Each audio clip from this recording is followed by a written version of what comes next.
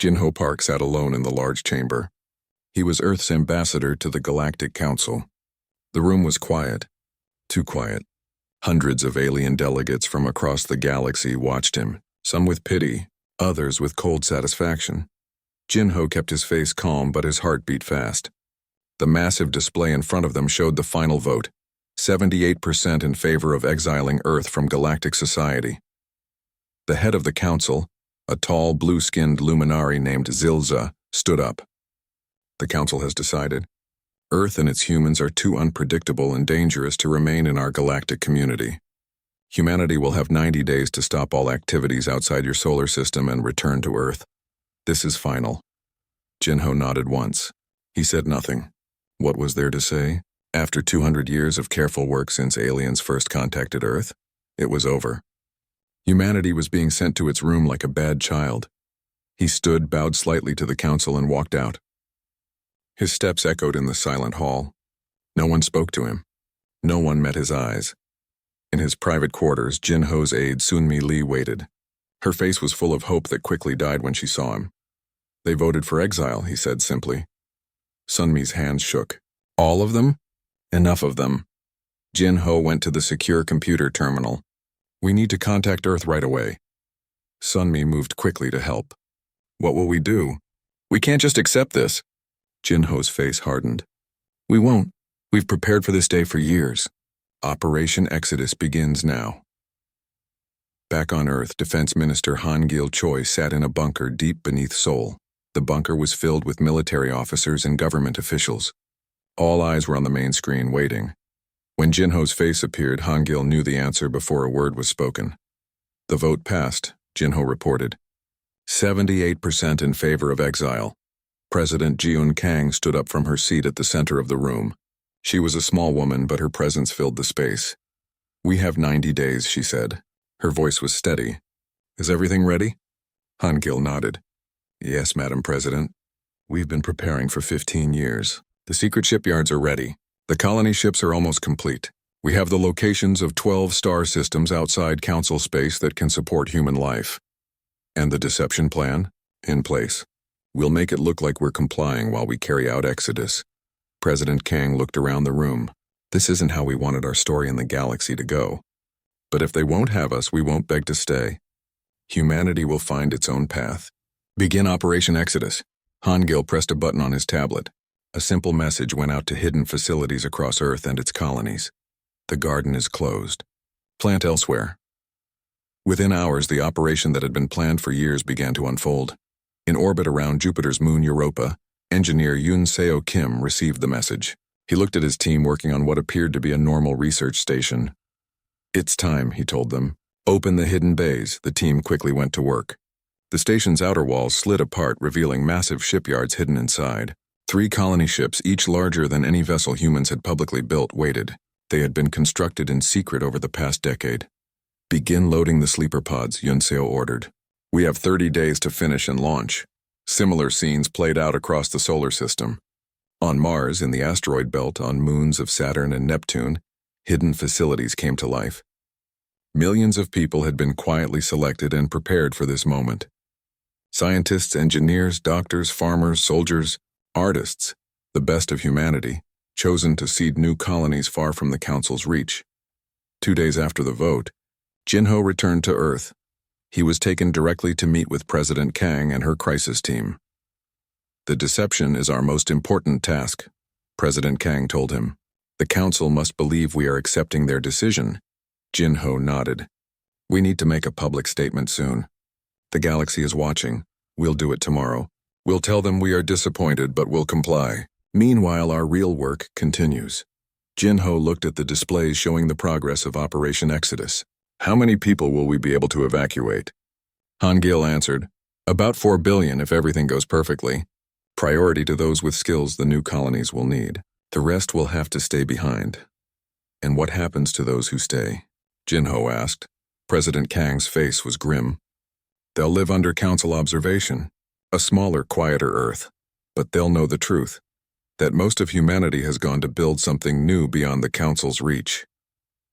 Jinho nodded. It was not perfect, but it was the best they could do. The next morning, President Kang addressed Earth and the galaxy. Her message was broadcast to every human settlement and to the Galactic Council. People of Earth and our colonies, she began. Yesterday, the Galactic Council voted to exile humanity to our home system. This is a sad day for us all. After 2 centuries of working to be part of the galactic community, we find ourselves rejected. She paused, her face showing controlled sadness. We will comply with the Council's decision. Over the next 90 days, all humans will return to the Sol system. Our colonies will be closed. Our ships will come home. This will be difficult, but we are resilient. Humanity survived alone for thousands of years before we met the galactic community. We will survive this too. What the Council didn't know was that her speech had 2 meanings for human listeners. Hidden code words told them what was really happening. After the speech, across the solar system, the pace of secret work increased. The first colony ships, hidden inside what looked like normal cargo vessels, slipped away from the solar system. They used secret routes, avoiding Council detection. On Mars, Director Bo-young Kim oversaw the emptying of the largest human colony outside Earth. For the benefit of Council observers, thousands of people boarded ships heading back to Earth. But in secret bunkers deep beneath the Martian surface, many more boarded different ships, ones heading far beyond Council space. Are the supply ships ready? Bo-young asked her assistant. Yes, Director. Food, medicine, and equipment for the first 5 years. After that, the colonies will need to be self-sufficient. Bo-young nodded. And the cover story? Council observers will be shown records of these people returning to Earth. In reality, they'll be halfway to the Orion Spur. On Earth, more people were quietly selected for evacuation. They disappeared in small groups, listed in official records as relocated to isolated communities on Earth, when in fact they were being taken to secret launch sites. Minister Han Gil visited one such site in the mountains of New Zealand. There, in a hidden valley, 3 massive ships waited. Thousands of people lined up to board. How long until launch? He asked the site commander. 18 hours, came the answer. Then we seal the ships and go. Han Gil watched the people boarding. Families with children, elderly couples, young adults, all carrying only what they could fit in a single bag. They were leaving everything behind to build a new human civilization far from here. Will they be safe? Han Gil asked. The commander shrugged. As safe as anyone can be. The new worlds have been surveyed by our probes. They can support human life. The rest is up to them. A young woman in the line caught Han Gil's eye. She held a baby in her arms and was trying to comfort an older child who was crying. Han Gil went to her. What's wrong? He asked the child. I don't want to go, the boy sobbed. My friends are staying here. The mother looked exhausted. His best friend's family wasn't selected, she explained. Han Gil knelt down to the boy's level. What's your name? Junho, the boy sniffled. Junho, I know this is hard, but you're going on a great adventure. Someday, you'll help build a new world for humans far from here. You'll make new friends. And maybe when you're older, we'll find a way to bring everyone together again. The boy wiped his eyes. Really? Really? Han Gil said, though he didn't know if it was true. But he had to give the child hope. As the day of the speech turned to night, President Kang stood at the window of her office, looking out at the lights of Seoul. The city seemed normal. People went about their lives, many still unaware of what was really happening. Jinho joined her at the window. The first ships have already left, he said quietly. No signs of detection so far. Good, she nodded. And the Council observers? They believe we're preparing for a full retreat to Earth. Our people are playing their parts well. President Kang sighed. So it begins. The greatest exodus in human history, and we must do it in secret like thieves in the night. Not like thieves, Jinho corrected. Like survivors. The galaxy rejected us. We didn't reject ourselves. Outside, a shooting star crossed the sky. But it wasn't a meteor. It was another colony ship, accelerating away from Earth, carrying thousands of people to a new beginning. The exodus had begun. Humanity wasn't waiting to be asked twice. 2 weeks had passed since the Galactic Council voted to exile Earth. Do-hyun Kim steered his patrol ship toward Earth's main orbital station. As a galactic enforcer, his job was to make sure humans followed the exile order. He expected to meet anger and resistance. Do-hyun was not like most enforcers. Though he worked for the Council, he had human ancestors from long ago. He didn't agree with the exile, but his duty was clear. He had to ensure humans returned to their solar system within the 90-day limit. His ship docked smoothly at the station. Do-hyun and his team of 4 other enforcers prepared to exit. Remember, he told them, humans might be hostile. Stay alert but respectful. When the airlock opened, Do-hyun was surprised. Instead of angry faces, Station Director Tae-won-yoon greeted them with a calm smile. "Welcome to Earth Orbital Station 1, he said, bowing slightly. "We've been expecting you." Do-hyun returned the bow, confused by the warm welcome. "Thank you for your hospitality. We're here to inspect the station and verify your compliance with the Council's exile order." "Of course," Tae-won nodded. "We are fully cooperating. Please follow me to my office. I have all our evacuation plans ready for your review." As they walked through the station, Do-hyun noticed that it seemed less busy than he expected. Some sections were already being taken apart, equipment packed into crates. In the director's office, Tae-won showed them detailed plans on a large screen. "As you can see, we've already begun dismantling our outer colony operations. All personnel from the Jupiter and Saturn moons have been recalled. We're on schedule to have everyone back in Earth orbit within 60 days. Do-hyun studied the plans. Everything looked perfect, too perfect. In his 300 years of enforcement work, he had never seen a species accept exile so easily. "These plans are very thorough," Do-hyun said carefully, "almost as if you were expecting this decision." Taiwan's smile didn't waver. "We hoped for the best but prepared for the worst. Earth has always been different from other council worlds. Some of us saw this coming. Something felt wrong. Do-hyun decided to test his suspicions. "I'd like to inspect your deep space communications array," he said suddenly. Watching Taewan's reaction, the director didn't even blink. "Of course. It's being prepared for shutdown, but you're welcome to examine it. Right this way." As they walked to the communications center, Do-hyun observed the humans they passed. Some looked sad. Others resigned, but none seemed angry or rebellious. It was strange. The communications array was indeed being dismantled. Technicians worked methodically, removing panels and disconnecting cables. "As you can see," Tae-won explained, "we're taking everything apart according to Council specifications.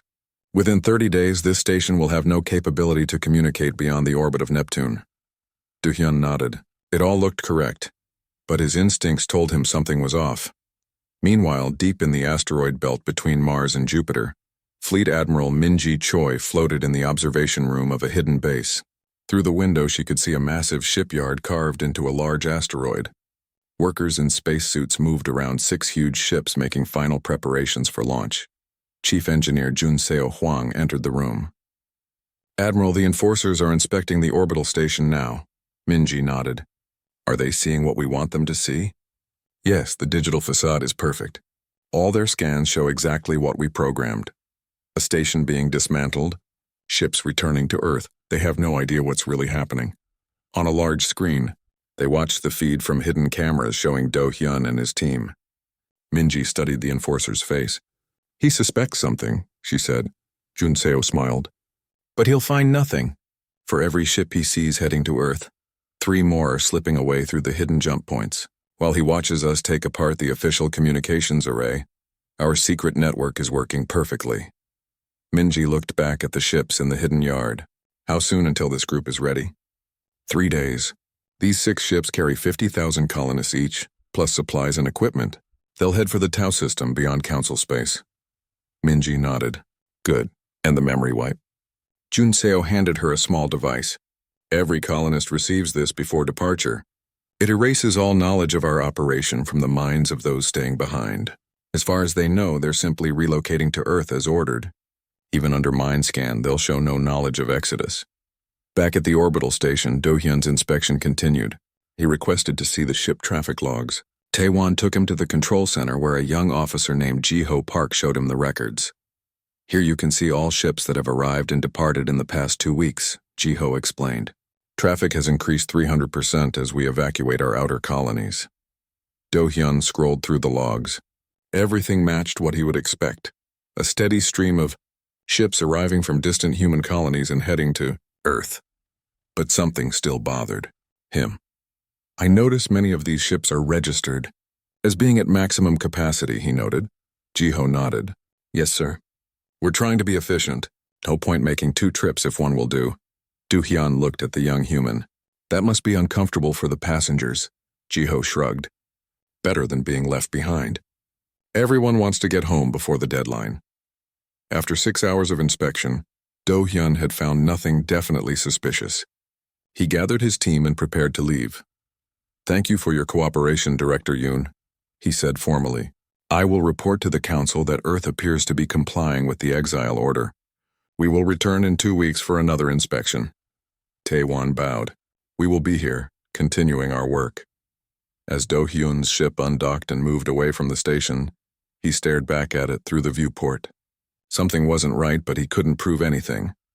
In his private cabin, he recorded his report. Earth appears to be complying with all aspects of the Exile order. Station dismantling is proceeding on schedule. Colony evacuation is underway, however. He paused. "I recommend increased surveillance. Human acceptance seems too complete, too perfect. In my experience, no species accepts exile without resistance." After sending his report, Do-hyun went to the ship's observation deck and stared out at the stars. He came from a long line of enforcers. His ancestors had served the Council for millennia. But part of him wondered if the Council was making a mistake with Earth. Far below on Earth itself, in a secure room beneath Seoul, President Ji-eun Kang met with her crisis team. Minister Han Gil showed her the latest numbers. "We've moved 1.2 billion people off-world so far," he reported. "Our official population records now show them relocated to various Earth locations, but in reality, they're on colony ships heading beyond Council space." "And the Enforcer's inspection?" she asked. Jin-ho, who had returned from the Council, smiled slightly. "He suspects something, but found no evidence." "Our deception is working," President Kang nodded. "What about the memory wipes for those staying behind?" "Proceeding as planned," Han Gil answered. "By the end of the 90 days, the only humans who will know the truth are those leaving. Everyone else will believe we simply accepted our fate." "And the knowledge vault?" the president asked. Jin-ho tapped his tablet, bringing up a hologram of a massive underground structure. "Secure and nearly complete. All of human history, science, art, and culture, hidden deep beneath the Pacific Ocean floor. Future generations will know who they were, even if those who stay must pretend to forget." President Kang walked to the window, looking out at the city. Seoul seemed normal, with people going about their daily lives. Most had no idea what was really happening. "How many will be left behind?" she asked quietly. "About 3 billion, Han Gil answered. "Enough to make the Council believe most of humanity remains, but not so many that we cripple our chances of building a new civilization elsewhere." The president nodded. "And they'll all have their memories altered?" "Yes.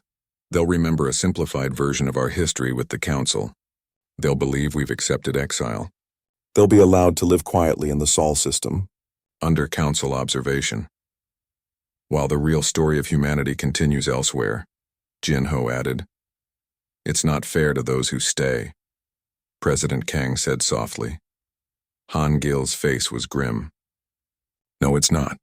But it gives humanity a chance to survive and grow beyond the Council's reach." In space, the hidden exodus continued. Throughout the asteroid belt, beneath the surfaces of moons and the clouds of the gas giants, humanity's secret shipyards worked at full capacity. Colony ships, each carrying tens of thousands of people in suspended animation, slipped away from the solar system through hidden jump points. These ships took different routes, heading to 12 star systems far from Council space, systems that human probes had secretly explored years ago, finding planets that could support life. Back on the orbital station, after Do-hyun's ship departed, Director Taewon returned to his private office. He pressed his hand against a hidden panel, revealing a secret communication system. "The inspection is complete," he reported. "The enforcer suspects something but has no proof." Admiral Minji's voice came through. "Good, maintain the facade. The next fleet leaves in 3 days. We need to keep the Council blind for as long as possible." Taewon looked at a picture on his desk, his family, who had already departed on an earlier ship. "How much longer can we keep this up?"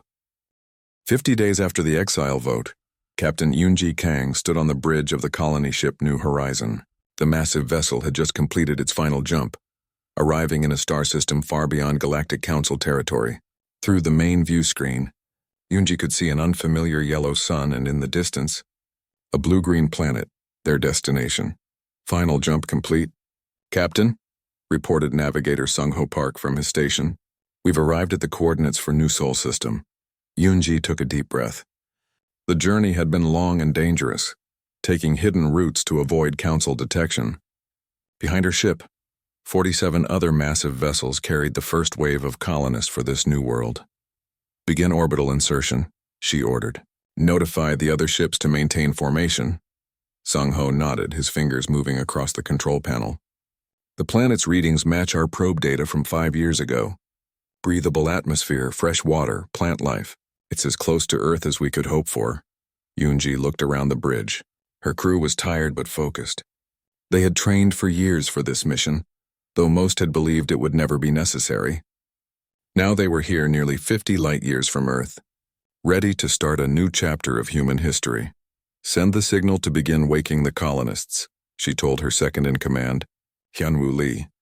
We'll start with the survey teams and essential personnel. The New Horizon carried 50,000 colonists, most still in suspended animation for the long journey. They represented a careful selection of humanity. Scientists, engineers, farmers, doctors, teachers, and others with skills needed to build a new civilization. This was just one of 12 such fleets that had left the Sol system in secret. Each headed to different coordinates, each carrying the seeds of humanity's future. As the ship settled into orbit around the planet they would call New Sol, Yoonji went to her private quarters. On her desk sat a small wooden box, a gift from her grandfather before she left Earth. Inside was a handful of soil from the family farm in Korea. The first thing to plant in our new world, he had told. Her tears formed in Yoonji's eyes as she thought of her grandfather and others who had stayed behind. Those who remained on Earth would have their memories altered, never knowing the truth of humanity's exodus. It was the price of deception, the only way to ensure the Council never learned what had really happened. A chime sounded, and Hyunwoo's voice came through the speaker. Captain, the first colonists are awake. The survey team is preparing to depart. I'll be right there, she replied, carefully closing the box and returning it to her desk. In the ship's main hangar bay, 20 people in environmental suits checked their equipment. They would be the first humans to set foot on this new world. Yoonji addressed them briefly. Your mission is to confirm the probe data and identify the best location for our first settlement. The future of humanity begins with your steps on this world. Be careful, be thorough, and come back safely. The team leader, geologist Jae Song, nodded. We'll find us a good home, Captain. As the survey shuttle departed, Yoonji returned to the bridge to oversee the waking of more colonists. Over the next 24 hours, 10,000 people would be brought out of suspended animation. They would begin preparations for landing while the survey team did its work. Meanwhile, back in Council space, researcher Jae Young Ryu worked in her laboratory on Jupiter's moon Europa. She was part of the skeleton crew that remained behind to maintain the illusion of human compliance with the Exile order. Jae Young carefully accessed a secure database containing advanced human scientific research. With methodical precision, she corrupted key files before transmitting the database to Council archives. Let them think we're technologically stunted, she murmured as she worked. Let them underestimate us one last time. This was her mission, to ensure that the Council received a version of human knowledge that was incomplete. The databases she sent contained enough truth to be believable, but with critical gaps and errors in the most important areas: faster than light travel, energy production, material science. The real knowledge had already been evacuated with the colony ships. The humans left behind in the Sol system would live with older, simpler technology, making the Council believe humanity had peaked and was now in decline. A warning light flashed on her console. Someone was accessing the lab remotely. Quickly, Jae Young switched to her cover work, a simple study of Europa's ice composition. By the time the connection established, she appeared to be doing nothing unusual. Researcher Ryu, a voice said as the screen activated. It was Do-Hyun Kim, the Galactic Enforcer who had been monitoring Earth's compliance. Enforcer Kim, she replied politely. How can I help you? I'm conducting random checks of research facilities. The Council wants to ensure all advanced research is being properly archived before shutdown. Jae Young nodded. Of course. I'm just finishing the transfer of our ice core studies. Nothing exciting, I'm afraid. Do-hyun studied her for a moment. Your facility is scheduled for evacuation in 10 days. Will that be enough time to complete your work? More than enough. Most of my colleagues have already returned to Earth. I'm just finishing some routine documentation. Do-hyun seemed satisfied, but before ending the call he asked, "Have you noticed anything unusual in ship movements around Jupiter lately?" Jae-young kept her face neutral. Unusual? No. There's been heavy traffic as people evacuate, but that's expected, isn't it? Yes, of course. Thank you for your cooperation, researcher Ryu. After the call ended, Jae-young sent an encrypted message to Earth. Enforcer Kim is asking about ship movements near Jupiter. He may suspect something. Back on New Sol, the survey team had returned with good news. The planet was even more suitable for human life than the probe data had suggested. They had identified an ideal location for the first settlement, a river valley with fertile soil, fresh water, and natural protection from the stronger storms that crossed the planet's surface. In the New Horizons conference room, Jae In-song showed holograms of the site to Captain Eunji and the colony leadership team. The atmosphere is breathable with no harmful components, Jae-in explained. The gravity is 1.1 times Earth normal. We'll feel slightly heavier, but nothing we can't adapt to. Plant life is abundant, though of course different from Earth species. Our preliminary tests show most of it is non-toxic to humans, and some may even be edible after proper processing. Any signs of intelligent native life? Asked Hyunwoo. None. We've found some small animal-like creatures, but nothing that shows signs of intelligence or civilization. As far as we can tell, we're the first thinking beings to claim this world. Yoonji studied the maps. How soon can we begin landing operations? Immediately, Jae-in replied. We've marked landing zones for the first wave. Construction teams can begin setting up the basic infrastructure within hours. Within 2 days, the first human settlement on New Sol began to take shape. Construction drones and robotic equipment did the heavy work, directed by human engineers. Prefabricated buildings were assembled, forming the core of what would become a city. By the end of the first week, 5,000 colonists had moved from the ships to the surface. Fields were being prepared for the first crops. Solar arrays and wind turbines provided power. Water purification systems ensured a clean supply for the growing community. On the 10th day, Yoonji finally left the ship to visit the surface herself. Standing on a hill overlooking the new settlement, she felt the warm breeze on her face and watched clouds drift across the alien sky. Hyunwoo joined her. "It's really happening," he said. "We're starting over," Yoonji nodded. Not just starting over, building something better. She looked at the busy scene below. No council restrictions. No limits on our development. We can become what we were meant to be. Do you think they'll ever find us? Hyunwoo asked. Someday, perhaps, but by then, we'll be ready to meet them as equals, not as subjects. As weeks passed, more colonists were awakened and brought to the surface. The settlement grew rapidly. Fields were planted with earth crops, modified to thrive in the new environment. Children, kept in suspended animation during the journey, played in the new world, adapting faster than the adults. Similar scenes played out on 11 other worlds as humanity spread itself among the stars. Each colony developed differently, shaped by its environment and the people who settled it. But all shared a common purpose, to ensure humanity's survival and growth beyond the reach of the Galactic Council. Back in the Sol system, the deception continued. Earth's population appeared to be consolidating, moving from outer colonies back to the home planet. Council observers saw what they expected to see, a species accepting its punishment, retreating to its assigned space. 70 days after the Exile vote, President Ji Eun-kang received a secure communication in her underground office. It was from Admiral Minji Choi, who had overseen much of the Exodus operation. Madam President, Minji reported, 10 of the 12 colony fleets have confirmed successful arrival and initial settlement. We've lost contact with the Tau Ceti group, possibly due to natural causes, possibly council intervention. The new Andromeda fleet is delayed but still on course. How many have we saved? The president asked. Approximately 3.8 billion people are now beyond council space. Another 200 million are still in transit. 2 years had passed since the Galactic Council had voted to exile humanity. The official 90-day period for humans to withdraw to the Sol system had long ended. Now, Galactic Council investigator Si-Jin Yu arrived at Earth with a delegation of officials for the scheduled comprehensive inspection. The inspection had been delayed by the slow workings of Council bureaucracy, but now the Council wanted confirmation that humans were properly contained within their solar system and following the restrictions placed upon them. Si-Jin's ship entered Earth orbit on a clear day. From space, the blue planet looked peaceful, unchanged. But as the ship descended toward the main spaceport outside Seoul, Si-Jin noticed something odd.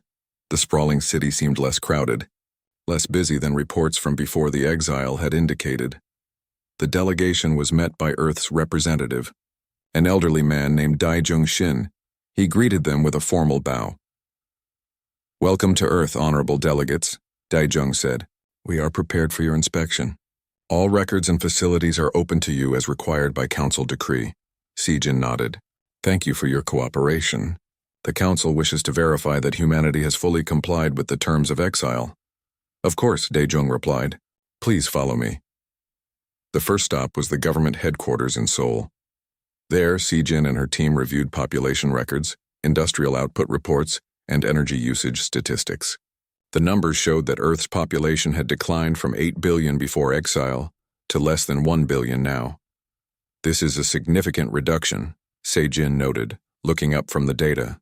"How do you explain it?" Dae-jung's expression remained calm. "We followed your directive. Many chose not to remain in a system with no future. Our birth rates have declined sharply. We've adapted to our circumstances." "And where did 7 billion people go?" Si-Jin pressed. "Even accounting for relocation to Mars and the moons of Jupiter and Saturn, the numbers don't add up. Many chose to end their lives rather than live under restriction," Dae-jung said quietly. "Others simply stopped having children. 2 years is not a long time, but when a society loses hope, decline can be rapid." Si-Jin frowned. Something about this explanation didn't satisfy her. But the data before her showed a clear picture, a civilization in decline, exactly as the Council had predicted would happen after Exile. The inspection continued for days. The delegation visited cities around the world, finding them partially empty. They toured orbital facilities that were operating at minimum capacity. They checked the colonies on Mars and the moons of Jupiter, finding small populations living simple lives with basic technology. Everywhere they looked, they saw the same thing, a species that had seemingly withered after being cut off from galactic society. During a visit to what had once been a major research center in North America, Si-Jin spoke privately with her deputy, a luminary named Traz. "Does anything about this situation strike you as strange?" she asked. Traz tilted his blue head. "The humans appear compliant. Isn't that what we wanted?" "Yes, but..." Si-Jin hesitated. "It's too perfect. Too complete. No species simply accepts exile without resistance. And where are all the people? Even with low birth rates and deaths, the numbers don't make sense. Perhaps they're hiding in bunkers beneath the surface?" Traz suggested. "We've scanned for that. Our readings show no large underground populations." "Then what are you suggesting?" Si-Jin shook her head. "I don't know yet, but I intend to find out." She ordered more detailed scans of the solar system, looking for any signs of hidden populations or unauthorized activities. The results showed nothing unusual, just the expected human presence on Earth, Mars, and a few outer moons. On the 5th day of the inspection, the delegation visited the lunar colony, once a thriving center with 500,000 inhabitants. Now it housed barely 50,000 people, most working on simple agriculture in the sealed domes. As Si-Jin walked through a hydroponics facility, she noticed something odd about the workers. They seemed content, not happy exactly, but not as resentful as she would expect from a people who had been exiled and restricted. She approached one worker, a middle-aged woman tending to rows of vegetables. "How long have you lived on the moon?" Si-Jin asked. The woman looked up. "All my life," she answered. "And how has life changed since the exile?" The woman shrugged. "It's quieter. Many people left. But we continue our work." "Left to go where?" "Back to Earth, I suppose, or..." The woman's brow furrowed as if trying to remember something that wasn't quite there. "I'm not sure. They just left." Si-Jin thanked her and moved on, troubled by the exchange. Something about the woman's confusion seemed wrong. That evening, back in orbit around Earth, Sijin composed her preliminary report for the council. She noted the reduced population, the compliance with technology restrictions, the apparent acceptance of exile by the remaining humans. But she also included her concerns about the missing billions and the strange, almost placid attitude of those who remained. As she was finishing the report, there was a message from the council. A non-human counselor named Haijin Cho wished to speak with her. This was unusual. Haijin was one of the few council members who had voted against Earth's exile. When the connection was established, the green-skinned counselor appeared on the screen. Investigator Sijin, thank you for taking my call. Of course, counselor. How may I help you? I've been reviewing your daily updates. You've noted discrepancies in the human population figures. Sijin nodded. Yes, billions of people are unaccounted for, even allowing for natural decrease over 2 years. Hyejin leaned forward. Have you considered the possibility that they left? Left, you mean? Left the solar system? That's impossible. We've monitored all jump points since the exile was ordered. No large-scale exodus was detected. The humans are resourceful, investigator. More resourceful than most council members understand. That's why I voted against their exile. I feared it would drive them to desperate measures. Sijin considered this. Are you suggesting they found a way to leave council space entirely? I'm suggesting you keep an open mind. The easy answer is that the humans have accepted their punishment and are slowly dying out. The council will be happy with that conclusion. But is it the truth? After the call ended, Sijin couldn't sleep. She kept thinking about the missing billions, the strange contentment of those who remained, the feeling that something important was being hidden. The next morning, she requested a meeting with Earth's representative, Daejung Shin. Mr. Shin, she began when they were alone, I believe you're not telling us everything about what happened after the exile order. The elderly man's face remained calm. What do you mean, investigator? 7 billion people don't just disappear. They didn't all die. They didn't all stop having children. Where are they? Daejung looked at her for a long moment. Where would they go? The council watches every jump point out of our system. Our ships can't travel faster than light without access to council technology. We're trapped here just as you intended. And yet, Sijin leaned forward. Something doesn't feel right. The people I've spoken to seem different, almost as if they've forgotten something important. A flicker of something. Fear, sadness crossed Daejung's face but quickly disappeared. We've all had to forget many things, investigator. Dreams of the stars, hopes for our future. The exile has changed us. Perhaps what you sense is simply our acceptance of our new reality. Sijin wasn't satisfied, but she had no proof of anything specific. The inspection continued for 3 more days, covering every corner of the human solar system. Everywhere the story was the same, a species in quiet decline, accepting its fate. In the council chambers on the distant capital world, High Chancellor Zilsa of the Luminari reviewed Sejin's final report. The massive chamber was mostly empty now, with just a few council members present for this routine matter. Investigator Sijin reports that humans have fully complied with the exile order, Zilsa announced. Their population has decreased significantly. Their technology level has regressed. They appear to have accepted their punishment. And yet she also notes discrepancies in population figures and other concerns, Counselor Hyejin pointed out. Zilsa waved a long blue hand dismissively. Minor issues. The important fact is that humanity is contained and no longer a threat to galactic stability. Is that so? Hyejin challenged. Billions of humans are unaccounted for. Does that not concern you? Where would they go? Zilsa scoffed. Beyond council space? Into the empty void? Impossible. No species could evacuate such numbers secretly. Hyejin rose from her seat. You never understood humans, Chancellor. They're resourceful beyond your imagination. They adapt. They survive. When threatened, they become more dangerous, not less.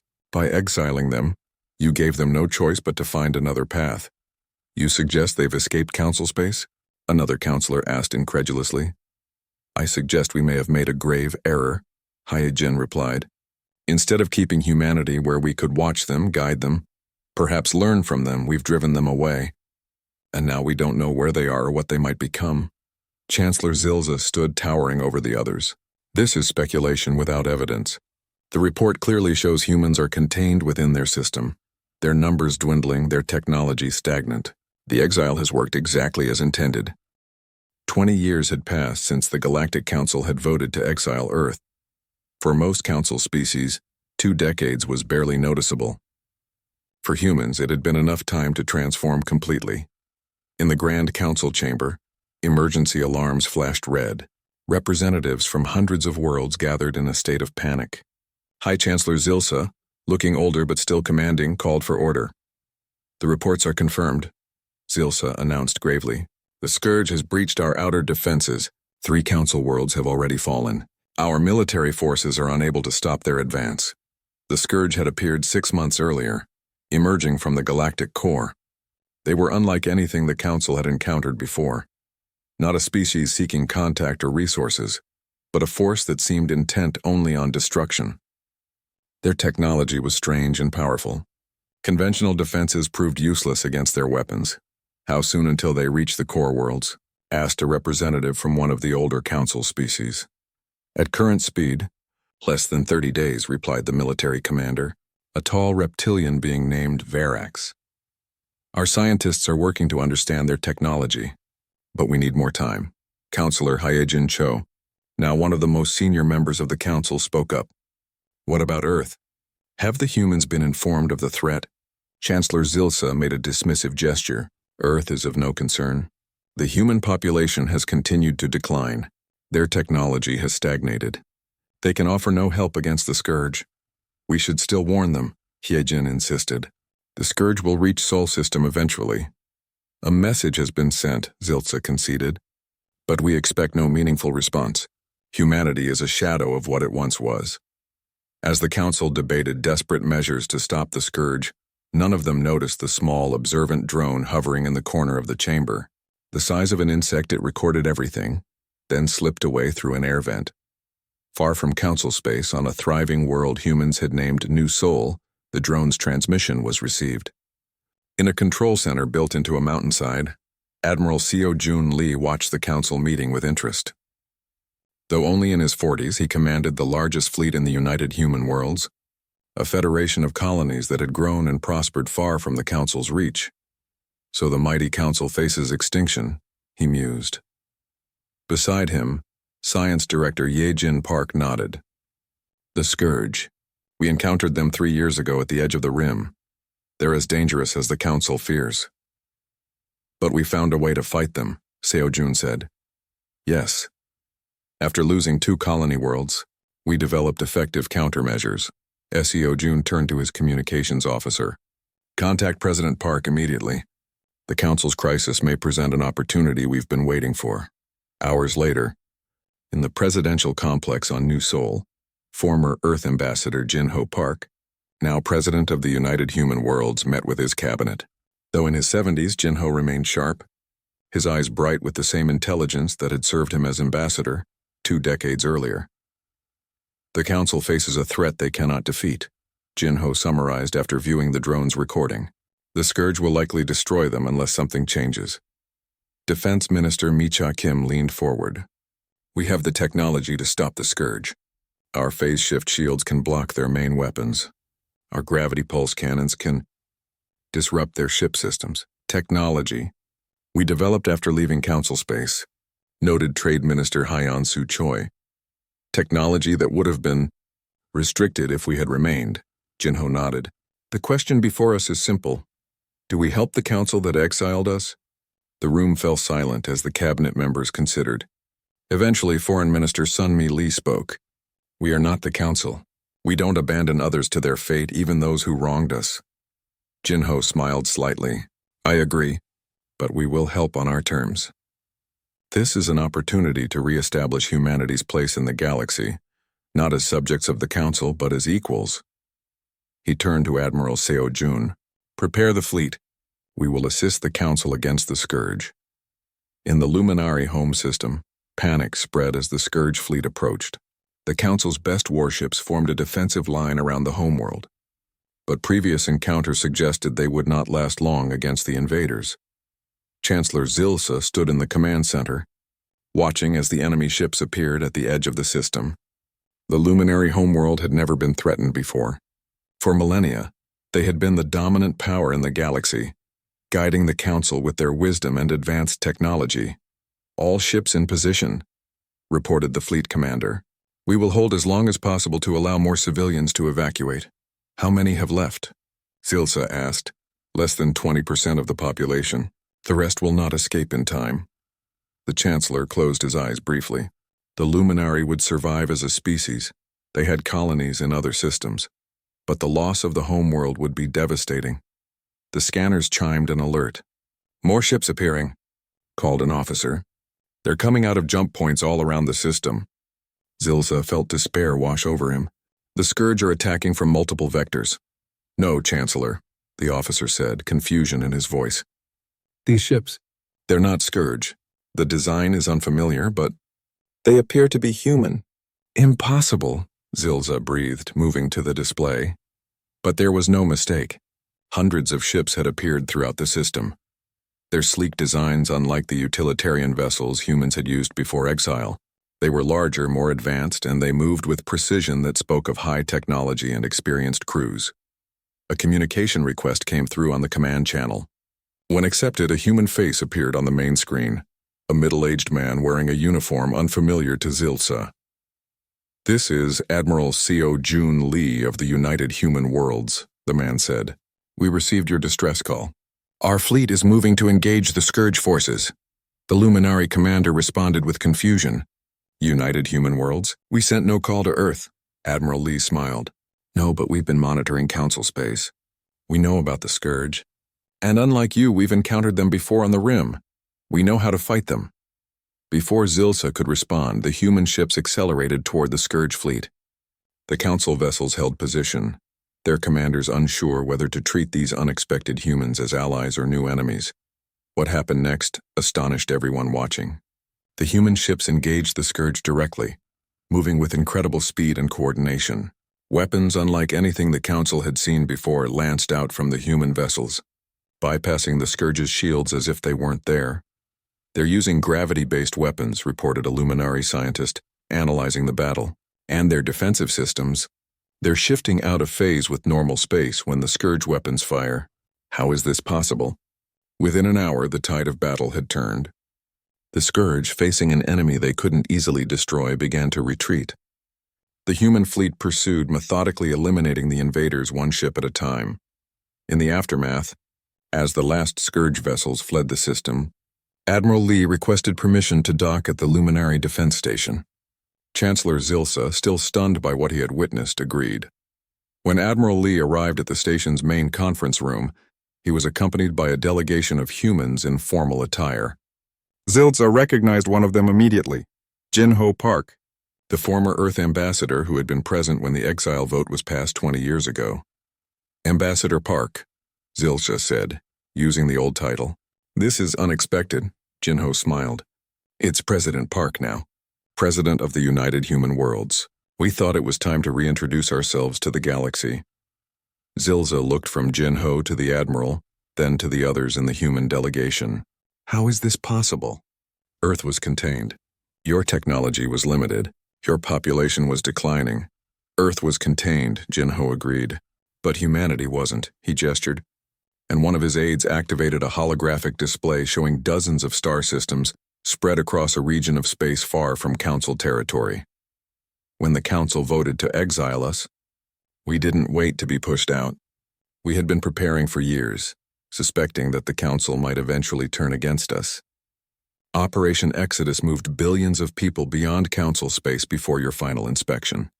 Those who remained on Earth had their memories altered to maintain the deception."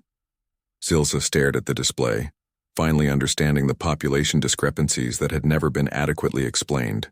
"Billions of people. Moved secretly? Impossible." "Not impossible," Admiral Lee said. "Just difficult. And necessary for our survival." Jin-Ho continued. "In the uncharted regions free from Council restrictions, we developed our own path. We encountered threats like the Scourge years ago and developed defenses against them. We established colonies, built new industries, advanced our technology in ways the Council would never have permitted. And now you've returned," Zilsa said. "For revenge?" Jin-Ho shook his head. "No. We've returned because despite what happened between us, we still believe in cooperation between species. We still believe the galaxy is better when we work together rather than apart. The exile forced us to grow faster than we would have under Council guidance, but it didn't change our fundamental nature. He stepped closer to Zilza. We're offering an alliance against the Scourge. They threaten all intelligent,